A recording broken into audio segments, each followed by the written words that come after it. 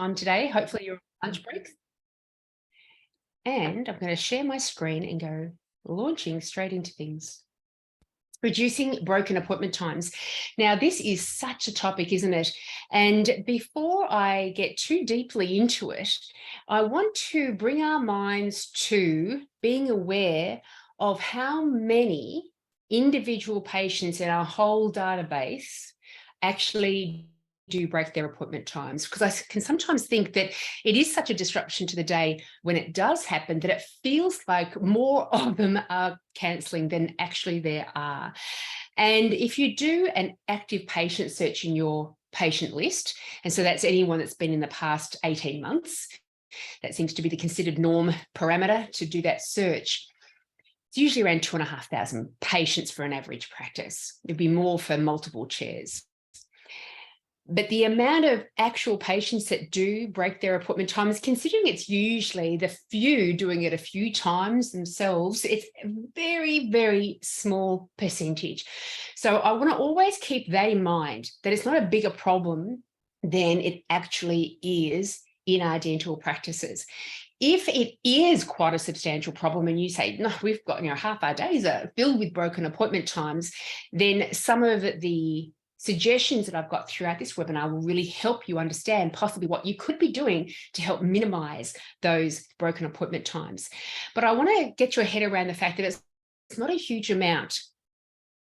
And the reason I want to do that is because I feel like one of the common things when I speak to dental practices about their welcome packs for patients, for example, many of them will proudly state, oh, and one of the things that we have is a whole sheet talking to them about our cancellation policy. And I think to myself, gosh, it would certainly speak to the heart of people who do manage their appointment times in a bit of a haphazard way, that you're making it very clear to them, we don't like to have cancelled appointment times here. However, many practices are trying to appeal to people as, come here, it's a lovely experience here, you feel good here, you're safe with us here, we can build a nice trusting relationship here, we're going to be consistently treating you as professionally and as friendly as possible, but if you do the wrong thing, we're going to charge you $50. And I feel like it's not a very welcoming thing. And so when we do think to ourselves, well, a wild majority, and I'm talking at least 95% of our client base actually turn up on time. They never break their appointment times. And if they do move their appointment times, they always give us plenty of notice. They all do the right thing. So why taint everybody with the same brush when the only ones that we truly need to adjust the behavior of is this tiny little percentage? And I say 5% would be enormously high. I'd say it'd be closer to, 1, 2, 3% of your client base would be breaking their appointment times or not cancelling with plenty of notice. So don't taint everyone with the same brush. It would be a little bit like, I was trying to think of a good analogy. I've used the analogy in the past of, it would be like me bringing all of my girlfriends when I was 17 years old to a restaurant for a party, for a birthday party celebration. And when we're all seated down, the waitress said, here are all your menus. What can I get you to drink? Now, just be aware that, with these sort of groups, things can get a little bit rowdy. People can drink a little bit too much. And if there's too much, then we're going to have to ask you all to leave. Okay? That's a condition of you being here. And being the young people, we'll be like, oh, we'll be fine. But you would heed that warning. However, if I took all of my aunties, uncles, grandparents, parents, husband, children to a location, to a restaurant for a celebration, and they sat us all down and they took our drinks orders and they said, now, just to let you know, with a group such as this size, if you will start drinking too much and becoming too rowdy, we're going to have to ask you to leave. We'd all be thinking, why are you saying that to us? Like, we are all mature adults. We've gotten to an age where that sort of silliness is far behind us. Why are you making us feel bad for something that we're never going to do? And I hope it's a good analogy, because I really want to get into our minds that it's not a welcoming thing for a new patient to be warned of fees if they do the wrong thing. let's just look, this is the way I prefer to do it, is just to have those sort of conversations with the people who are actually doing it. And part of the webinar today is going to be finding out why those people do it and what actions we can take to stop that being an issue. So moving forward, we are always coaching our patients. We're letting the great ones be great without tainting that relationship, and we're coaching the other ones to be great. And if they're not, then we have to ask them to move on, obviously, if they constantly let us down. So I'm just going to share the screen again. Okay, so first of all, a very brief introduction. If anybody is not aware of my history, I've been in the dental industry for a long, long time, since I was 17 years old and an early school leaver. And then when I was 33, I became the first non-dentist to buy a practice in Australia. I had that practice for 10 years, worked in it as the receptionist and practice manager. I loved it. It was a huge learning curve, uncomfortable in many ways, but that's what learning journeys are all about. But I really did enjoy it. And then in 2014, I sold the business and became a dental consultant, going into practices one-on-one, working with their teams to help them be more successful. And then that's evolved into very much an online space as well. I still do consulting, but a big part of the business now is my collaboration with my buddy Amina Basile, who is also a dental practice consultant. And we've got Dental Business Mastery together. And we've got two main services that may be of interest to you, which I'll talk about at the very end. So what we're going to learn today are the reasons why patients do break their appointment times, actions we can take to tackle each of these reasons, how to manage the recidivist appointment breaker, those that do it again and again, and how to track our results and measure success. I first want to just highlight in all our heads, the dental practice owners are likely to know, and practice managers are likely to know this figure and the loss that it is when we do have people breaking their appointment times. But it's a good one for receptionists to understand as well, so they can understand why providers get all uptight about people who break their appointment times. It can end up being quite a substantial lost opportunity for the practice.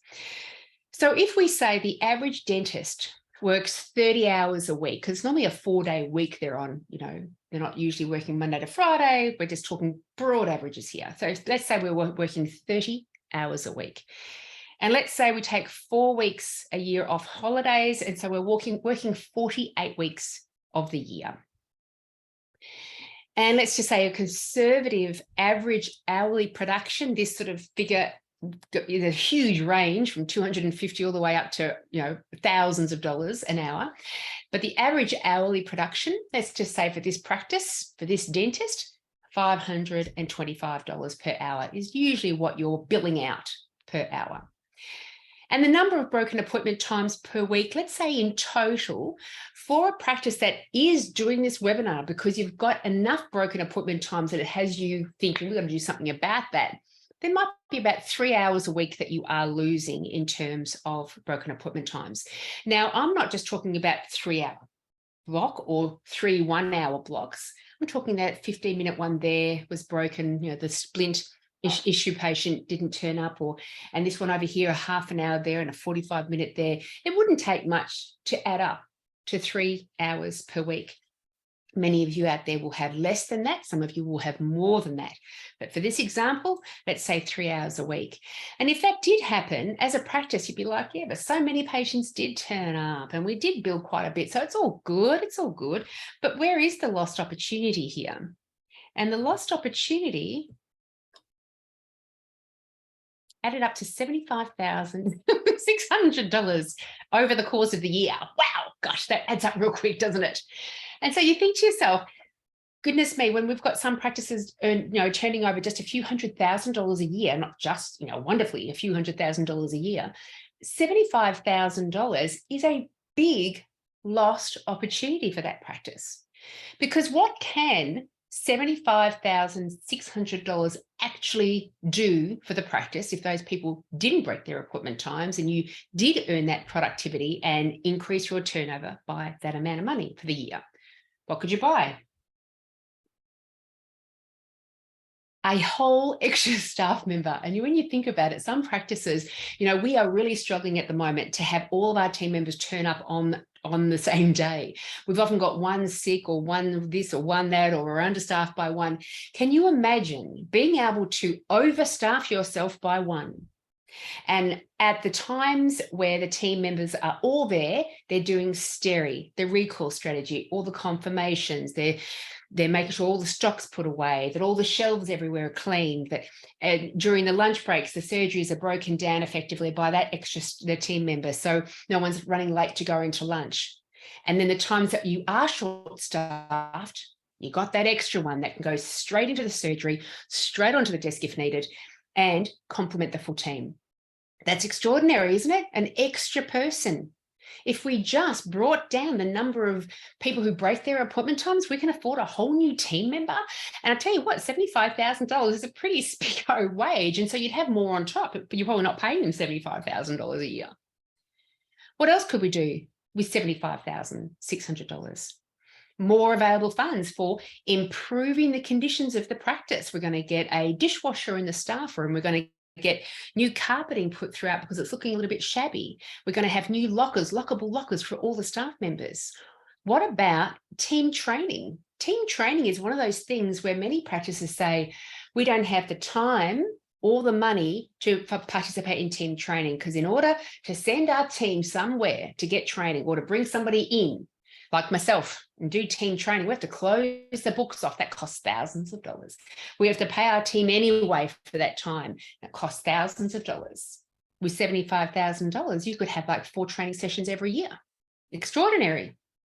You could take them somewhere. You could take them to another state and fly them all there and do team training with $75,600.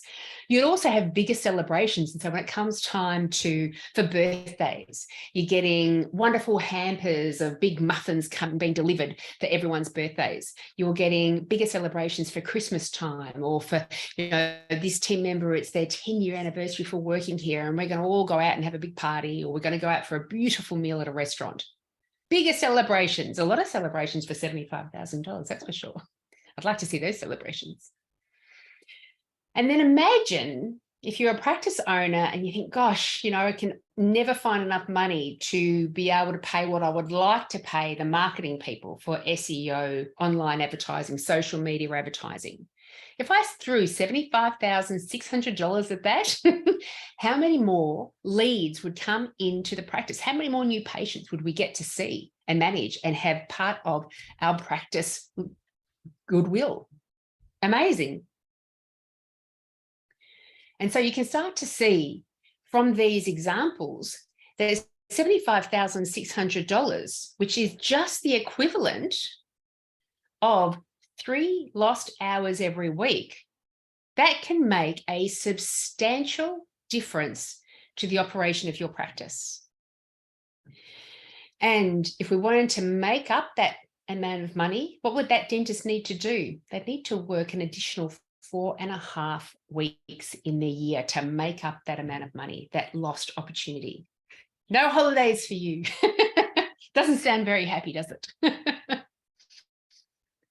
So why do patients break their appointment times? Let's go through the broad reasons, and then we're going to give some ideas, some suggestions on what you can do to help mitigate each of these reasons being the cause of a high broken appointment rate in your practice.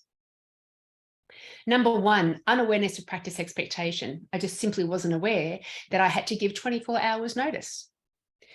Number 2, I forgot I had an appointment time with you guys.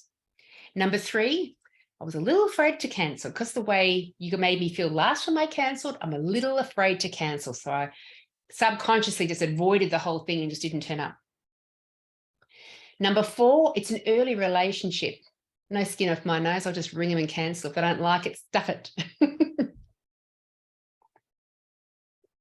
Number 5, lack of engagement. They were just never all that invested in that appointment time to start off with. And number 6, a rigid appointment book. We only see new patients at 8 o'clock in the morning or 2 o'clock in the afternoon. So we can guarantee that we never run late for them. I can only come at 4. Doesn't matter. We've only got 8 and 2.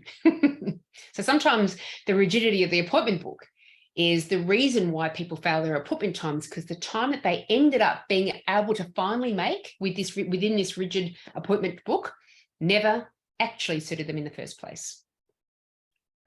So let's go through some suggested actions for each of these. So number one, an unawareness of practice expectation. We've all seen on many appointment cards that there's a little statement, 24 hours notice, cancellation notice, 24 hours notice to break appointment time is needed, is appreciated. We would appreciate this. Have that on the appointment card. But now it's rare that we hand out appointment cards in many areas. And so you can have that on the SMS statement as well. Confirm your appointment time. If you need to cancel, we need 24 hours notice. So they're two very basic things that you can have in place just so people are basically aware. We'll actually read those notations or not because they're so focused on reading their appointment time itself is another thing, but at least it's there. We're making sure that we are sharing our practice expectation, however effective or ineffective it might be.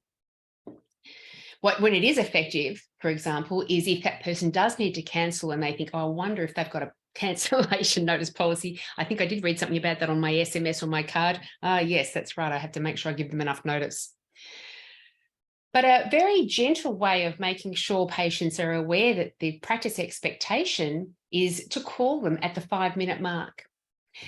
I want you to imagine that you have a new patient coming into your practice. They've only come in a couple of times.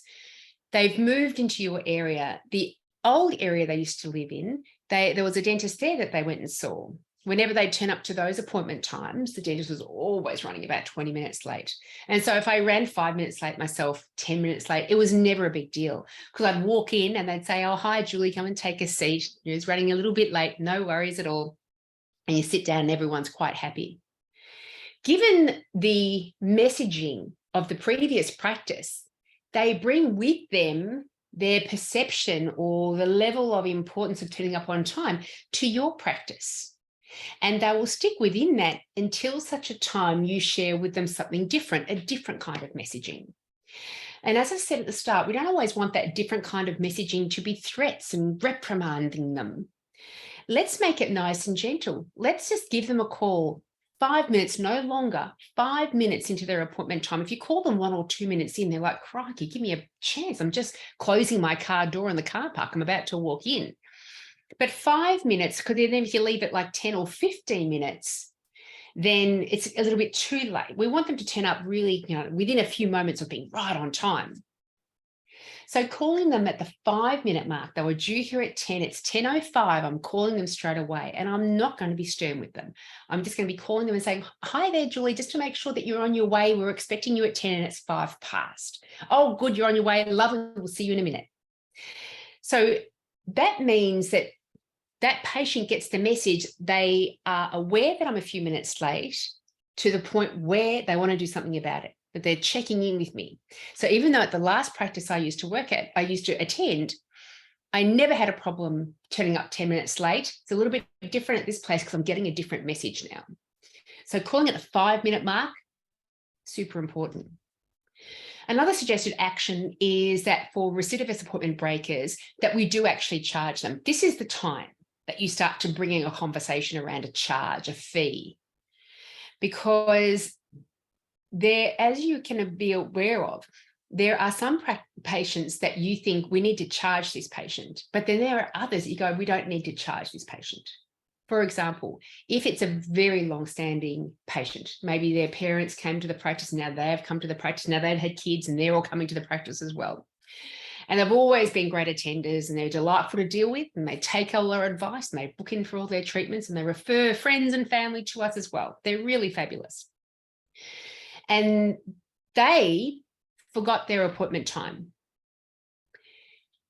And you think to yourself, should we warn them that there's going to be a fee next time? Since they've given us decades of proof that they are not going to be recidivists in terms of their appointment breaking, should we fee them this time?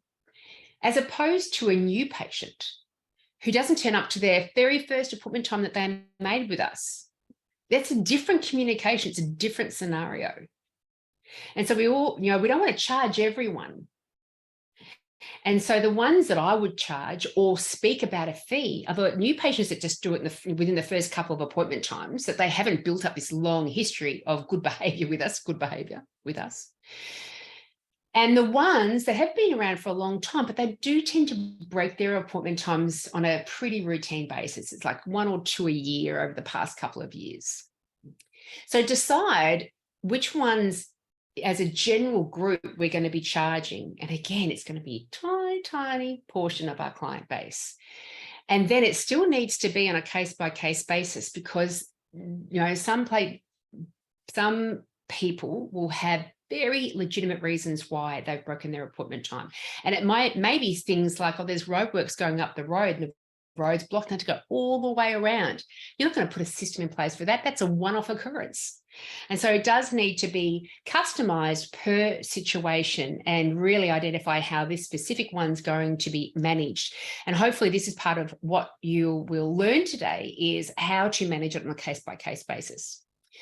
I would only ever charge a fee for a patient who is recidivist in their nature of breaking their appointment times after I have specifically warned them.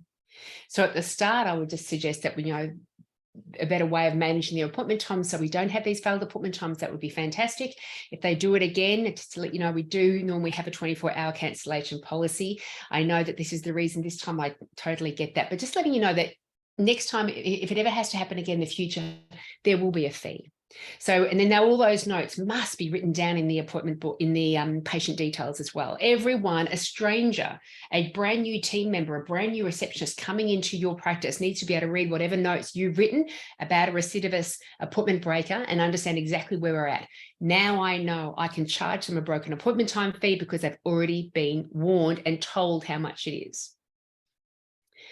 The other side of the broken appointment time fee for that small group that you would be charging is make it substantial. So many practices have $50. And I imagine that one of the responses a patient could have is, you know what, I do need to change my appointment time later on today. For later on today, it's not giving them enough notice, but look, they'll charge me the $50 fee. I'll pay the $50 fee, and then we're all square and even and happy with each other again. That's just simply not the case. $50 just seems a little bit too small. That's worth the inconvenience of, the other things in my life have risen to the top in my priority list. And it's $50 only that I have to be feed for cancelling late my dental appointment time. So I'm willing to cop that. However, if that fee was $200, do you think they'd be as inclined?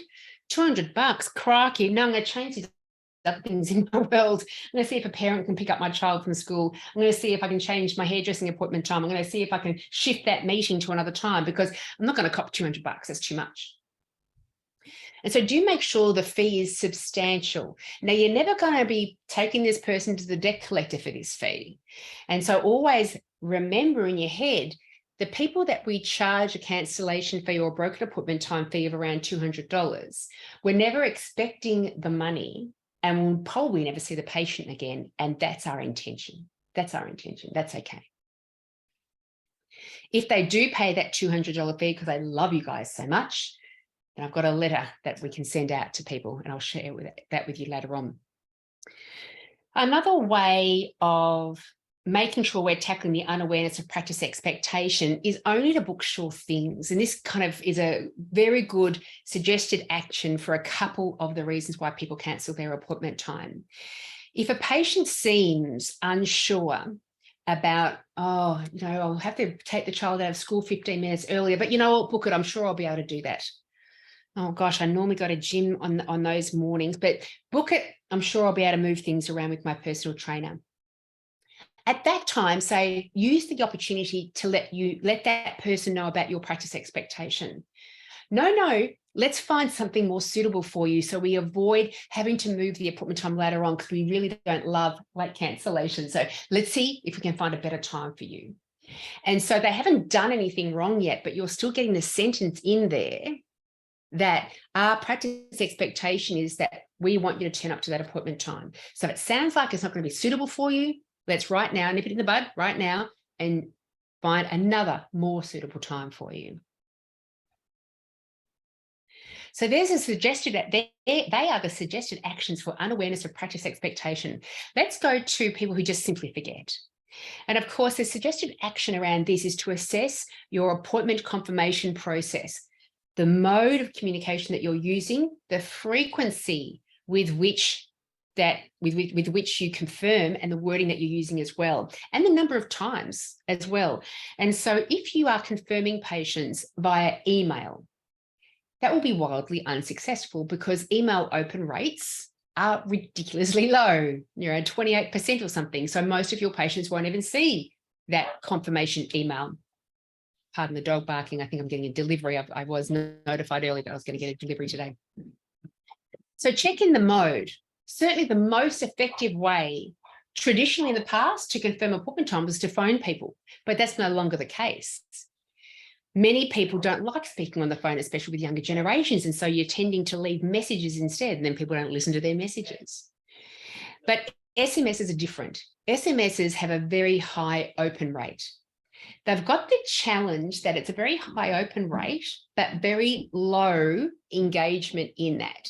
And so how often do we receive a text message and we open it up and read it and go, yeah, I've got to do something about that. And then we put the phone down.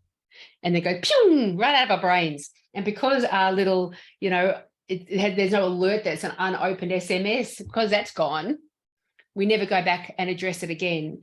And so we have to be very careful of the wording that we use within our SMSs as well. When it's a newer patient, then I always try to make sure that those people are getting a telephone call. If we can speak to them in addition to the SMS, that's fantastic, but we'll talk about that more in a moment. So with the wording, I recently had a conversation with one of the students of our dental practice managers program, and they improved their confirmation process because they used to confirm people 2 weeks before their appointment time. And so people would get a message saying Thursday, the 16th of whatever, but they'd be assuming it's the next coming Thursday. They'd be turning up on the next coming Thursday, but the actual message said Thursday, the 16th, which is in 2 weeks' time. But it shows how little we actually read the details of the SMS message itself. So what they did was they changed the wording to be confirming your appointment time in a fortnight, Thursday, 16th of the month, for example. And get rid of, with the SMS, quite often they'll just read the snippet of the SMS at the very top. So you've got to make sure the guts of your message is at the top. So don't have things like, dear Sally, hope you're having a lovely day. Just a lovely friendly reminder about and it's already down below where they're reading and they're like, oh yeah, confirming my appointment time, it's Thursday at 2, got it. But then they find out too late, it was actually Thursday at 1:30. So make sure you've got the guts of that appointment date at the very top, because they won't possibly actually read all of the rest of the message either. And many messages now are getting lengthy, have been lengthy for the last 3 years, because they've also got a COVID warning as well. And so many are recognizing that most of that message doesn't apply to them. So just make sure all your important stuff is at the very top of that SMS. And ensure the patient receives either an appointment card or an SMS upon the booking of the appointment time. Never rely on somebody to be able to enter it into a diary straight away. They may not use a diary. They may use a scrap piece of paper that they gets flitted about somewhere and they end up losing it. And I've got an appointment time coming up. I can't quite remember when it is. Oh, I can't find the piece of paper. I'm sure they'll send me a confirmation at some point.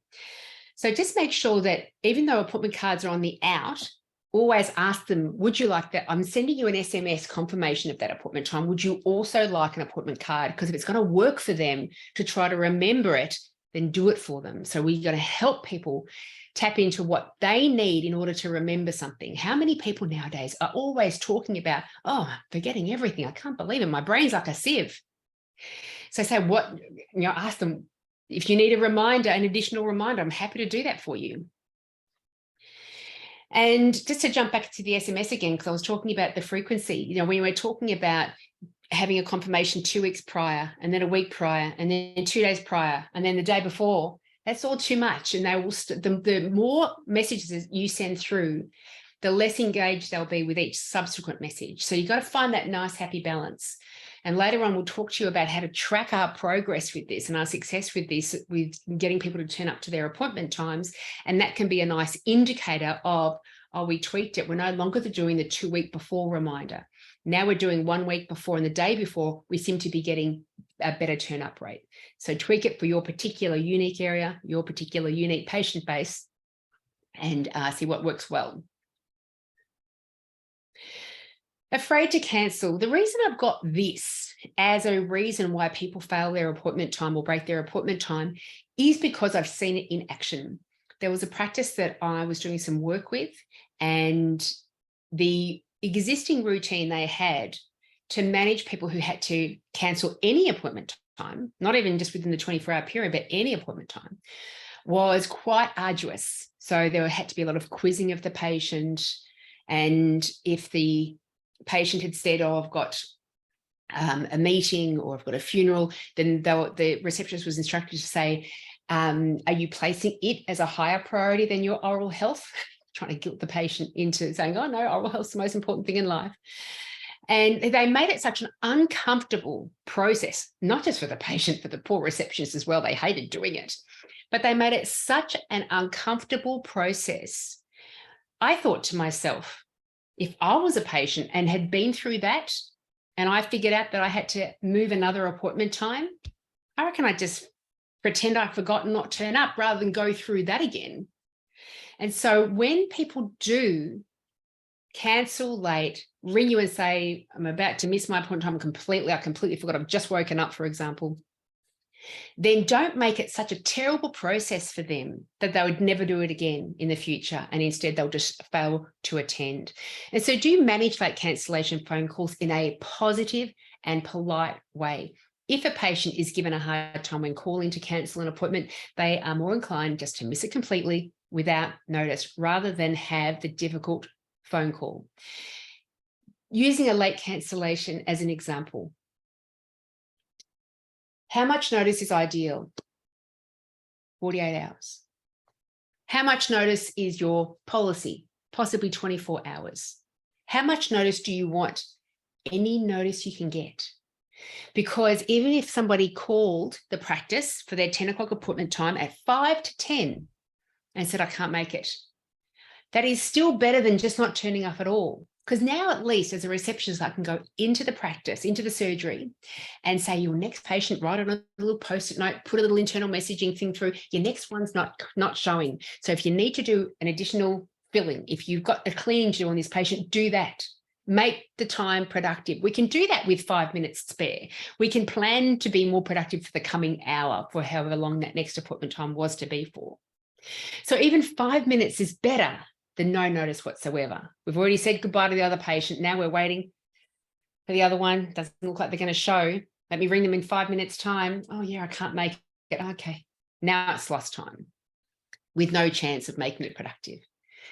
And so have that in your head, that even though it's really late cancellation, thank you so much for calling it all, because at least I'll be able to do something about that from a productivity point of view. We want that money to get that extra staff member. Crikey, come on. Early relationship. This is another reason why people don't show, simply because they don't really have that much to lose by not showing up. So it's rare that you'll get one of those patients whose parents came to the practice and now I'm coming to the practice and bringing my kids to the practice as well. And I don't think I can make my appointment time. Am I just going to not show?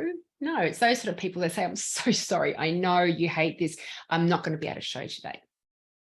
However, it's a new patient and it's a very early relationship and they don't really know you from a hole in the wall.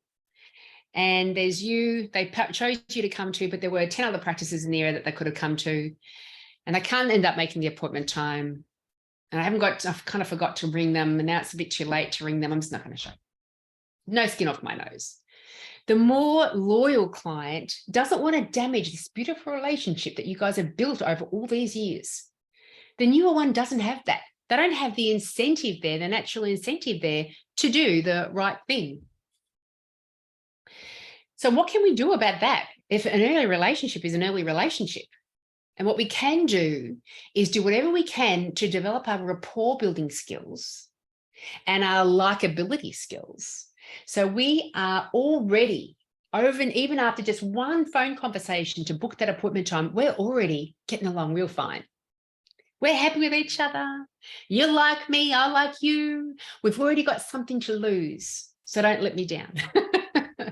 So do what we can to develop the rapport building skills. One of the best ways to develop rapport building skills is to watch more experienced people do it. So if you've got other team members in your environment that just happen to get along super well with patients, start to recognize, what are they doing? You know, there's usually a lot of giggling and laughter and, you know, respect and friendliness and discussions about things that are more than just dental, and just discussing because we're two people that are enjoying each other's company and having a chat. So do what you can to build those rapport building skills and those likability skills, and use all of that within those telephone conversations that you've had when they've just booked that appointment time. A great rapport builder is to use their name on a regular basis. I talk about with customer service that there's anticipated customer service and then there's unanticipated customer service. And to give you a bit of an example, anticipated customer service is things like this. Welcome to Family Dental Care. Julie speaking. How can I help you? That's anticipated. We all expect to hear that. It sounds professional. It sounds nice enough. But every now and again, we come across unanticipated customer service. Good afternoon, Julie speaking. Welcome to Family Dental Care. How can I help you? Different message coming across. And so if we can really build up our rapport building skills, deliver unanticipated customer service in that initial telephone conversation or interaction, if they were to walk in off the street and make an appointment time, then that patient already has developed some kind of relationship with you guys, deeper than what would be the norm. And that's what we want. We want to make sure an early relationship is only early for a short period of time. New patients still receive a telephone call confirmation. Because we are, rather than in the business of reprimanding people before they even break the law about our cancellation policy, we're trying to coach people just to do the right thing by us. So new patients receive a telephone call confirmation the day before their appointment time, because that is another additional communication, if they do answer the phone, another additional reason to find you guys delightful, rapport building, likable, to really shift that early relationship into something more established already. I feel like I know these people already. We've already got a click going on. So be like, hey, Sally, just give you a quick call to say how much we're looking forward to seeing you tomorrow at 2:00. I remember our first phone conversation. I can't wait to meet you. The other thing that you can do to help with the early relationship is send a welcome email. Now, a welcome email that's beautifully designed, and you can do all sorts of things with welcome emails. You can include a little video. Welcome to our practice. It's so great to have you. This is your welcome email. Attached to this email, you'll see there's a new patient form that you feel free to print out and fill out and bring with you to your first appointment time if you wish. But you'll also see there's a link to our Google reviews and a link to our website. Go in, have a good look around. We are so looking forward to seeing you at your appointment time on, and that's the area that gets entered in by the receptionist. And what you're doing is providing them with a bigger experience of you guys. So it becomes a bigger deal if they have to ring and cancel. They're so well primed, so well prepped for coming into the appointment, to their appointment time with your practice. They've already developed such a admiration for your level of professionalism. They've already developed a friendliness with the receptionist that now I've got more at stake. Even though it's an early relationship, I've already got more at stake than if I had none of that. So there are some suggested actions to take for early relationship being the reason why people do break their appointment times. Lack of engagement. I think that lack of engagement for some patients is one of the biggest reasons. So I always break up the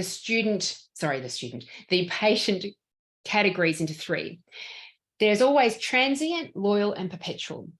Transient patients are the ones that come in just for emergencies. They don't tend to ever come for recalls. They tend to come once.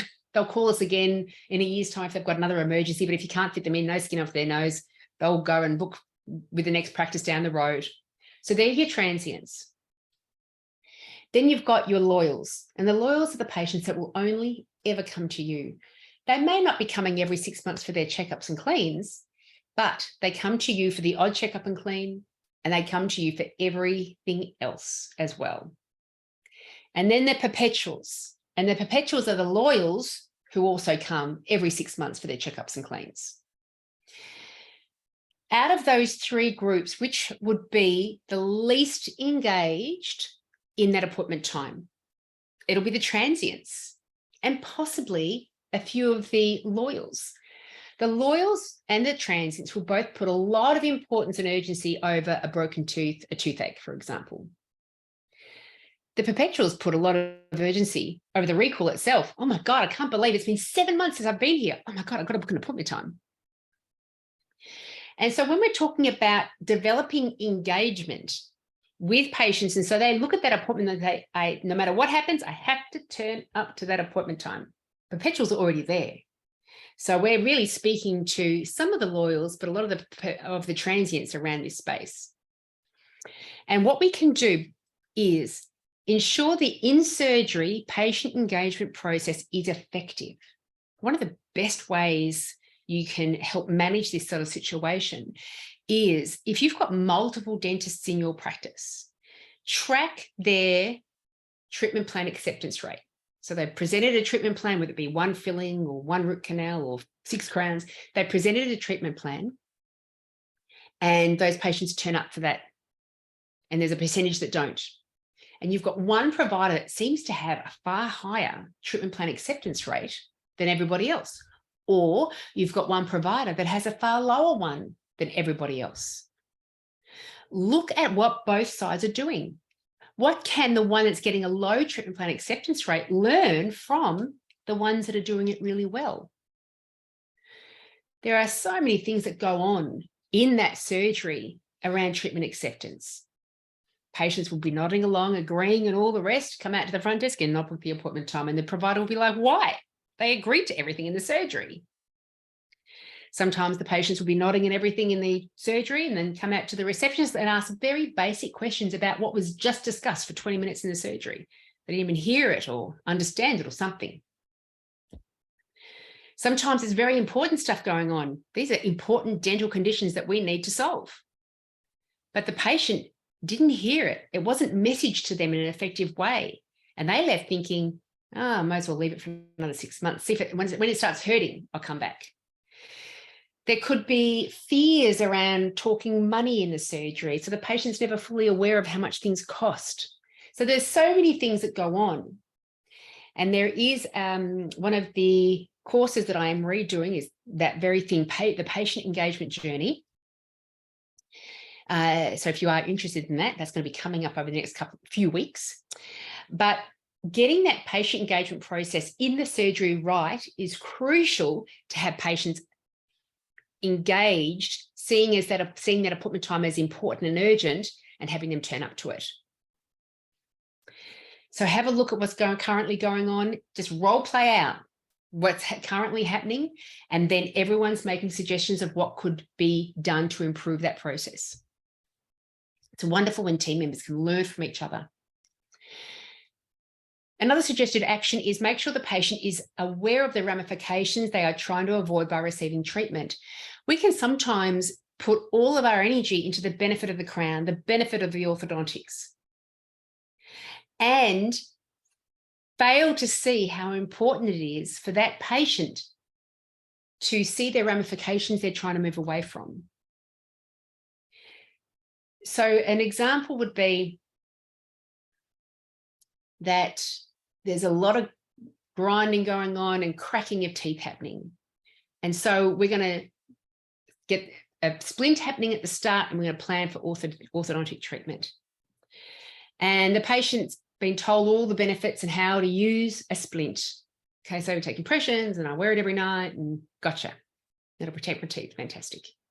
That will just protect my teeth. That's a benefit. It's going to protect my teeth. And then the next few days go by and they're like, oh, look, I'm feeling fine. I'm just going to delay that for a little bit of time. I was going to jump straight to the ortho, not worry about the splint for now. However, different story if they're thinking to themselves, because they got different messaging in the surgery, that they think to themselves, I don't quite have the money, I don't quite have the time for the splint, but I do not want one of these teeth to break and have to start getting crown work and stuff like that. I just want to keep myself in this holding pattern until the ortho. I don't want anything bad to happen. So all of a sudden, they've got far more urgency and importance over that appointment time, because they understand the ramification that the dental practitioners can see themselves, which is why they're suggesting the treatments in the first place, happening if this condition goes untreated. We need to get the patient understanding it as well. And so the next 2 points: build urgency in treatment and build scarcity in appointment time. So certainly build the urgency in the treatment that can be done in the surgery. It can be supported by the patient handover to the receptionist. So now the receptionist is getting the sense of urgency about it. I'll book it in a month's time. I've got a feeling the dentist just said he wanted to see you in 2 weeks' time, to try to make sure we avoid having any of these teeth breaks. Should I go ahead and book that impression for you sooner rather than later? So everyone is then understanding the urgency around that treatment, but also build scarcity in the appointment times. If the patient was coming out to book in for this splint, it was only a 15-minute impression appointment time, and they said, oh, when can I come in? The dentist said I should make it within the next couple of weeks. Sure, let's have a look at the appointment book. You could really come in any time, especially in the afternoons. We're not that busy in the afternoon. So you pick a time that suits you and I'll book you in there. And then the time comes and they go, oh, damn, today is just a really busy day. If I didn't have to go to the dentist for that short little appointment time, that'd be super. I might just ring up and cancel that and move it to another day. And you know you can, because they're not that busy in the afternoons. And so I'll just move it to tomorrow instead. However, if despite what the appearance of that appointment book is to the receptionist, even if it's as empty as possible, she's actually messaging the patient something different and building scarcity in that appointment time, different story. We need a 15-minute appointment time within the next 2 weeks. Sure thing. Let me have a look. This is tricky. I'm going to see. It's only 15 minutes. I'm going to see if I can squeeze you in between a couple of things here. What can I do here? Actually, possibly I could do 2 o'clock in the afternoon, Thursday next week. Would that possibly be suitable? It is. Fantastic. Oh, that's great, because I had nothing else, so that's great. Now, if that patient, by the time that day comes, think, oh, it's really not convenient for today. If I could possibly move that appointment time, it's going to make my life a whole lot easier today. But I know how heavily booked they are. I might not be able to get another time within the 2-week period. So I think I better turn up. And so building the scarcity in the appointment times can help that patient be more engaged with turning up this time, because who knows when I'm going to get another appointment time. So that's another thing that we can do to reduce down, as a reason for breaking their appointment times, lack of engagement. And the rigid appointment book, this is the last one of the reasons, so the last series of suggested actions for those reasons.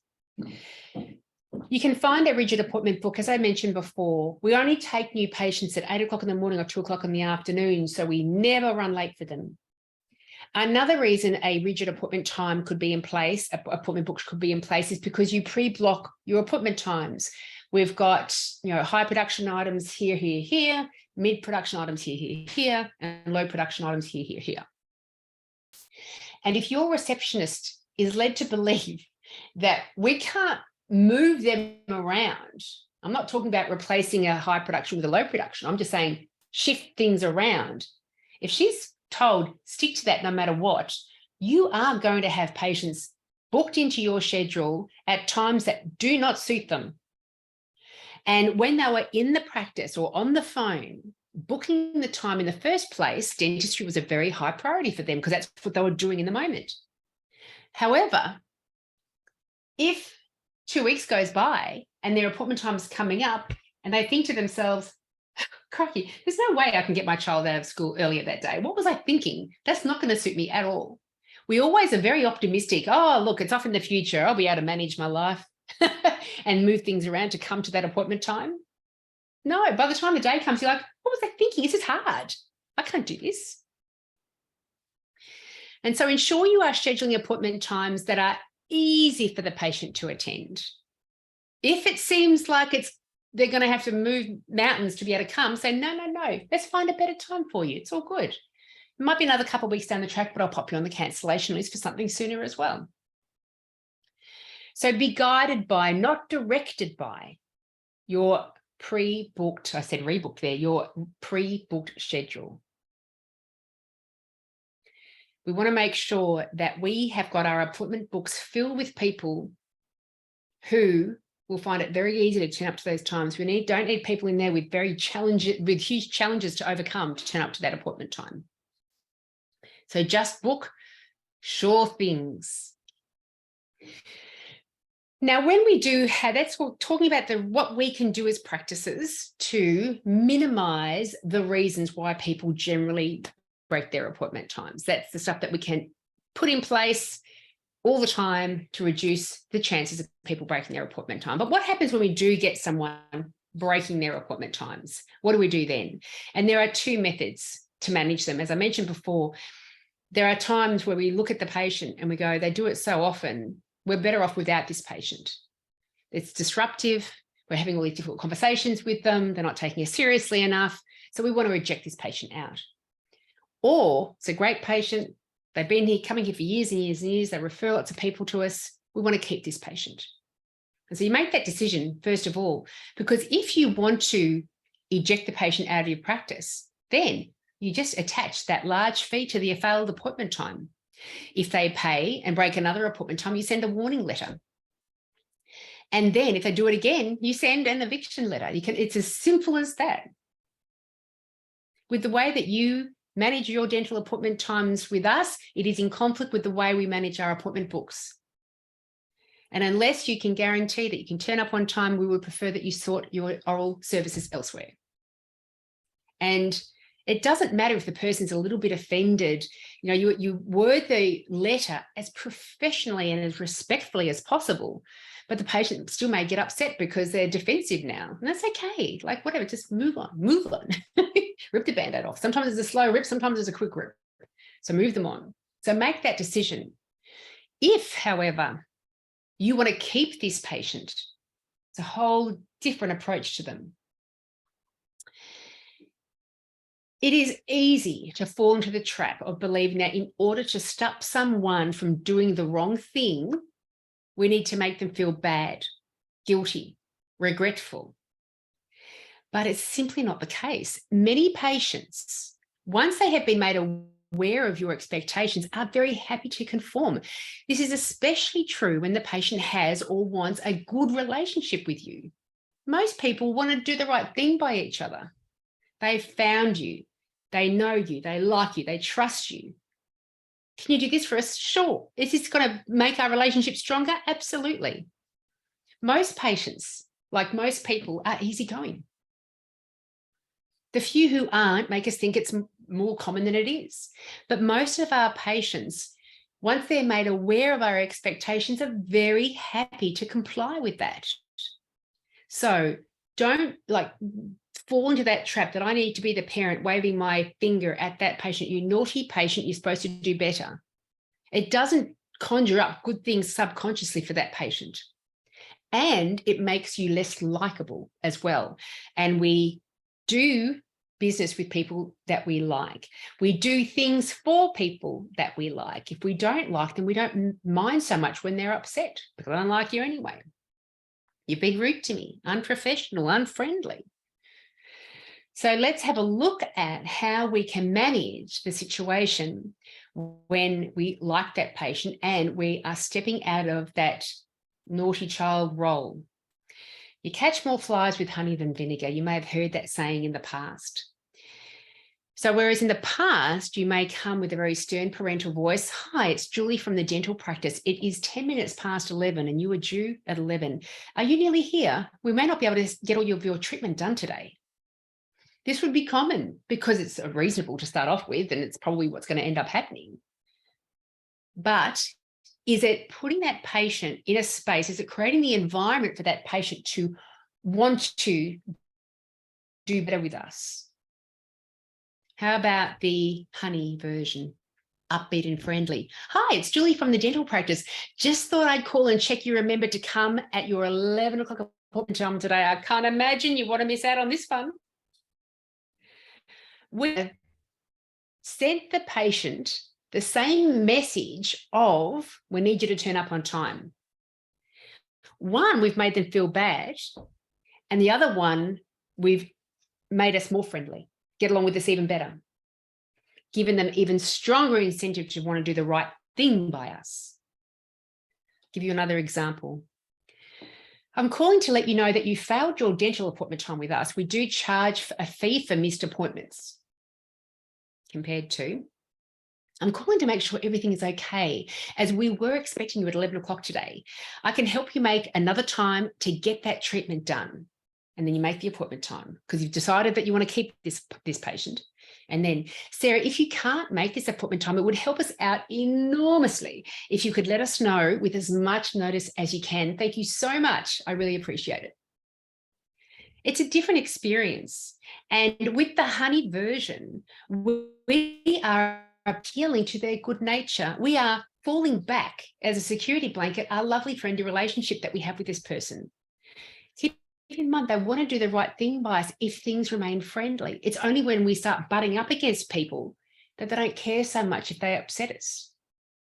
We want to make sure that the relationship is the thing that makes them want to do the right thing by us. So keep that in mind. You catch more flies with honey and vinegar than vinegar. And when you are next approaching the conversation, make a intentional shift in your mind. I'm doing it with honey. I'm doing it with honey because it will be more successful. I'll have a greater chance of success with this patient. I hope that makes sense. And as I was mentioning before, let's thank them for whatever notice they do give us. We can still message them that we do prefer longer notice, more hours notice that they can't turn up. But we really want to thank them for giving us any notice whatsoever, because if it was to happen again, to give us as much notice as you can, because then I can do something in the surgery to help it still be productive. You don't tell them that bit, but then you can go off and do that. So when a patient calls to say anything like they're running a couple of minutes late, or I simply must cancel, my appointment time's in an hour, thank them. You want to know what their intentions are. Then you can plan your day, even if it's just planning the next hour. Thank you so much for letting me know as soon as you could. That is very helpful to us. Okay, I'll make sure if it ever happens again, I'll call them because it's very helpful. They just said it's very helpful. As you know, we do normally require 24 hours notice, but I do appreciate you letting me know as soon as you could. Now, usually it's just the first sentence. As you know, we normally require 24 hours notice, full stop. But when you add on, but I do appreciate you letting me know as soon as you could, you've still got the message across that now you've maintained this friendly relationship with them. And this is so much nicer, of course, for other ears in the practice, patients in the surgery, patients in the operating room, to hear that kind of honeyed response rather than the vinegar. Appeal to the patient for help.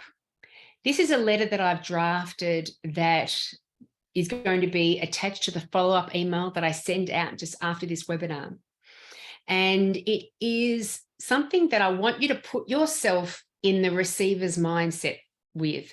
So imagine this is coming from your GP, for example. You've been going to see this GP for a few years, you've got a good relationship with them, and you have had to cancel a couple of appointment times in the past, and you receive this letter, not from the practice, but from the actual practitioner themselves, the GP themselves. Imagine you reading this about you, and I want you to feel how it would feel to read this about yourself. Dear patient, I was wondering whether you'd be willing to help me out. As I hope you are aware, we love having you as one of our valued patients. I appreciate the trust you place in me and my team to provide the services and treatments that help you maintain a healthy body. Something you may or may not be aware of is the impact on the practice when patients either fail their appointments, cancel with little notice, or arrive late to the agreed appointment. Failed appointments and late cancellations result in a missed opportunity for other patients to use that time while our wonderful team sits idle and annoys our receptionist. Nothing wrong with a little bit of humour. We want to keep it likeable. Arriving late to your appointment has a knock-on effect on the rest of the session, as we then run late for each subsequent patient. As you know that you don't like being kept waiting for your appointment caused by another patient not turning up on time. Sally, your previous 3 appointment times are an example. Number 1, you give a specific: arrived 10 minutes late, Thursday, 16th of February. Number 2, cancelled with 5 hours notice on this date. Number 3, failed the appointment time, whatever. You give the specifics. Oh my God, they keep a tally. I can't argue with that. I can't say they've got me confused with somebody else. I appreciate that patients may be unaware of our expectations with appointment management. A system that we find helpful is, if you cannot attend your appointment, provide the practice with as much notice as possible, ideally 24 hours notice.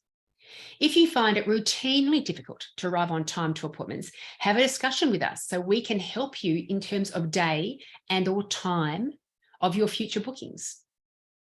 Please be assured that in cases of real emergency, we are delighted to accommodate whatever you need. There are funerals, there are traffic accidents, there are things that happen that have quite legitimate reasons for people to cancel. Ensuring my team consistently and successfully deliver our high standard of patient care is our paramount aim. I ask that you help us to help you by making some small changes to your management of your dental appointment times with us. If you would like to discuss this with me personally, please call me on my mobile. Kind regards, your doctor. If I received that letter, I'd be freaking mortified. I'd be like, oh my God, I feel so terrible. This is not just a warning letter going out. This is from the person I've built up this strong relationship with, the one that I hand my trust over to manage my health. And I turn up and I love the practice, and now I'm letting them down. Crikey. I'd reform. I would do so much more to keep my appointment times if I received that kind of letter. And most of your patients will. And so that's a kind of thing that we are being very delightful. We're maintaining a strong relationship but yet still modifying their behavior. We don't need to reprimand somebody into good behavior. It is far better to coach them positively into good behavior. Okay, how are we going to track our performance? We're running very well to time, to be honest with you. It's only 2:03. I think we'll be winding up well before 2:30, which is going to be good news for people who are still having lunch. So tracking your performance, what is monitored can be managed. And so monitor, whenever you're making changes to anything, it's always good to get a baseline. Where are we right now? How much time are we actually losing in terms of broken appointment times? And now we're going to coach the team into doing these things and put these systems in place, rejig our patient engagement process in the surgery, rejig our confirmation process, for example. And then we're going to track it and say, with these changes, are we seeing an improvement in our results? And if we're not hitting the mark yet. We haven't found the reason, the action that we need to do in order to get greater success. Or you might be going, yeah, definitely successful. We're on the right path. Let's continue doing this. And it's a very easy thing to track. Some practices out there routinely track key performance indicators. And so they'll have possibly this as part of their tracking process. Others will be quite foreign to it and won't know how to do it. And so this is how I suggest you do it. Jump into an Excel document or rule lines on a piece of paper, and then make a column for every month. Always a good idea to start in previous months. So if right now we are in Feb, maybe start July last year. Start with the financial year and backtrack your baseline. Where have things been? Because this brings me back to Sandy Roth, who is one of my mentors, and she had these 5 powerful questions. I've added on a 6th question, but the questions are fabulous at creating a plan for improvement in any aspect of your dental surgery or life or anything. But let's talk about dental surgery. Question number one, where have we been? Let's track back to July. What were July's downtime, August, September? What was all the downtime for each specific provider? Because every provider will have a different amount because they're doing a different engagement process for the patient in the surgery. Where have we been? Where are we now? Still, let's get into baseline. Feb, or January. We've finished January. Where are we now? Where are we going? You're going to have a broken appointment rate. Rarely, I don't think I've ever come across a practice that has 0 broken appointment times, because life happens. People do have funerals. People do get gastro. People do have a car accident terribly. And so there are good reasons why there will be some kind of broken appointment rate. So accept that, but find what your acceptable level is. Realistic, yet acceptable. Where have we been? Where are we now? Where are we going? This is what our goal is. How are we going to get there? What action step from the suggested actions that I've gone through, what are we going to implement into the practice? And what role will each one of us play in getting there? Who is rolling out these action steps? The people in the surgery are going to look at their patient engagement process. The receptionist is going to look at the confirmation process. So where have we been? Where have we now? Where are we going? How are we going to get there? What role will each one of us play in getting there? And the 6th question that I've added on, and how are we going to make sure that we're getting there? And this is the tracking of performance. This is the KPI tracking, key performance indicator tracking. And so list out the months, list down the providers, just count manually, unless you can rely upon the report generated by your computer software system to be accurate, because sometimes there are other things at play and they're not terribly accurate. It probably wouldn't be that arduous to just do some manual tracking of this, so you can make sure you're tracking things correctly. I do always suggest that any practice should be adjusting their appointment book as the day unfolds to be an accurate representation upon reflection of what actually happened that day. For example, if we had a 10 o'clock patient late cancel 5 minutes beforehand, and the patient who was in at 9, we actually extended their appointment time longer to get more treatment done, do that in the appointment book. Because if you've used that time productively, that's okay.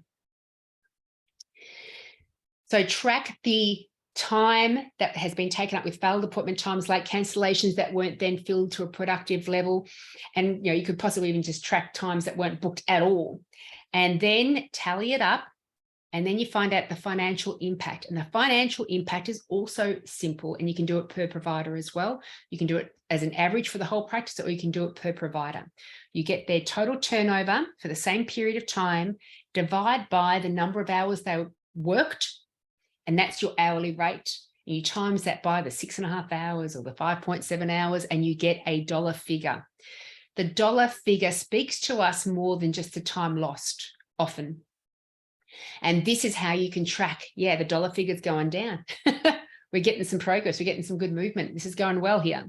And so do track this. Just paying attention to it will have a positive impact anyway. Bizarrely, it's just the way the universe works.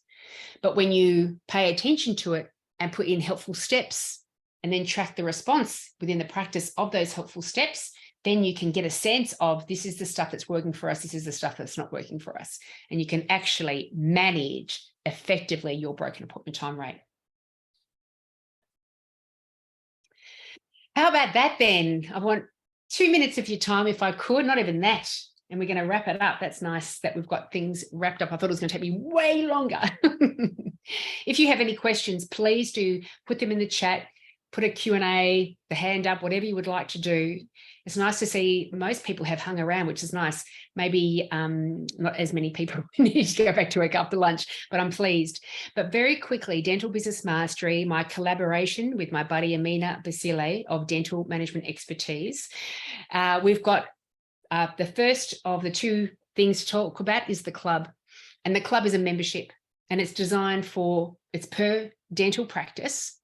And members of the club, it's just $70 per month, but you gain access to over 100 lunch and learn presentations on all aspects of dental practice management, how to build a great team communication, patient engagement, systems, processes, time management tools, so all the things, everything non-clinical that's going to help your practice be more successful. We bring out new lunch and learns every month. We also have monthly live mentoring and mastermind sessions where you and other members gather together with Amina and myself, and we just talk about things that are going to help us all be more successful.